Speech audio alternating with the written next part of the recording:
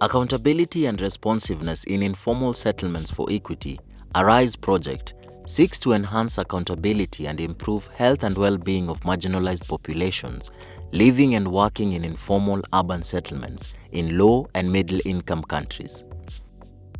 The project was implemented in Korogocho and Viwandani informal settlements in Nairobi. The ARISE project aims to catalyze a step change for health and well-being. Part of the work we did was talk to community members to try and understand what challenges they face in their day-to-day life that affect their health and well-being. And one of the priorities that was identified was water and sanitation and hygiene, so in short, wash. Choo na maji zinaendana hivi. Sababu tuwezi ishi place hakuna maji na tuna expect tunaenda choo. Saa hiyo ukienda kusimama hivi kwa mlango ya choo. Pesa. Kuna watoto 4 na bibi na mimi, yani watu 6. Raundi moja ni 30 bob. Wakaenda raundi 5 kwa siku. Hiyo ni around 150. 150 ukipiga hesabu na wiki moja. Sasa utanunua, utalipia choo ama utanunua sukuma gani? Nini penye choo inaenda as in the waste, it's kwa sewage and sometimes in a jar and then in a pop out, then ina cause harm to the environment, like hakuna fresh air to breathe. We did a study in 2017 together with Nairobi County and the Nairobi Water and Sewerage Company, and some of the findings we found is that only 34% of sanitation waste or wastewater is actually well managed within the city. And here you will find people using pit latrines, and these pit latrines mostly will need to be emptied within a very short span of time because the population density is also very high there.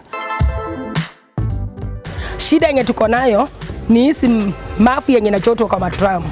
Hina mahali specific yenye wanaenda kumwaka. Wanamwakanga katika mto hii ya Nairobi River. Mimi naitwa Samuel Chege Mwenda. Mimi nafanya hii kazi ya kuchota choo. Hatuna vitu za kujikiga, hata mask hatuna.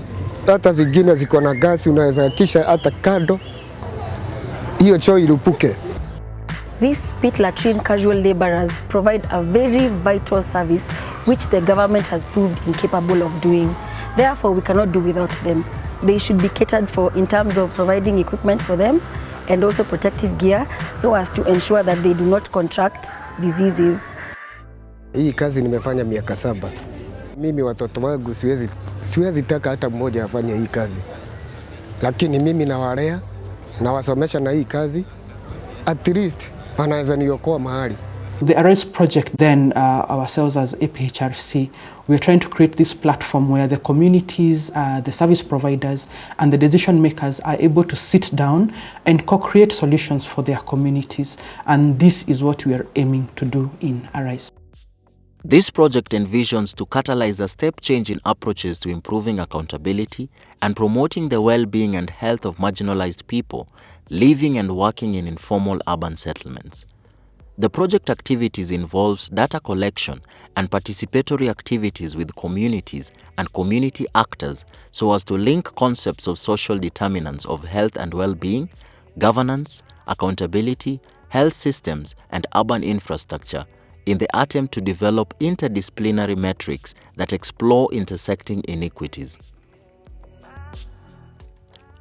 Our approach is interdisciplinary and multi-sectoral so as to work with community organizations, including organizations of urban slum dwellers, a range of service providers, government departments, and other non-government and private actors to stimulate mutual learning in urban informal settlements. Government cannot provide all the services. The population is high.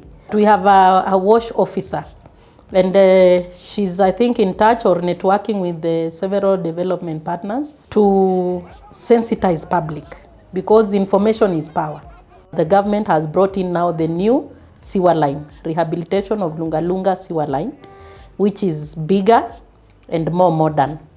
Unfortunately, most of the residents, they are not connected to the sewer line because it's the main trunk being laid down. ARISE project recommendation catalyzed a step change in approaches to legitimize and recognize the state need for accountability and responsiveness from service providers, government departments, non-government and private actors, so as to stimulate mutual accountability and responsiveness for equity in urban informal settlements. The study recommendations will empower the slum communities and service providers to demand for services affecting equity. The project team has completed the exploratory phase of mapping social and governance terrain. Hawa wazee wa kijiji ni hao tunaishi na wao hapa karibu, si ndio? Once wameagree na sisi tunashikana mikono. If we want to do something, we do together with love. Cha tunatuna community venye tunaweza. Kitu kisema to the government, hakuna government. Government yenye iko haituangalii sisi. Cha sisi tufanye venye sisi tunaweza. Pale tatushinda tujue imetushinda. The government has failed terribly, and the people have to take initiative to come up with solutions.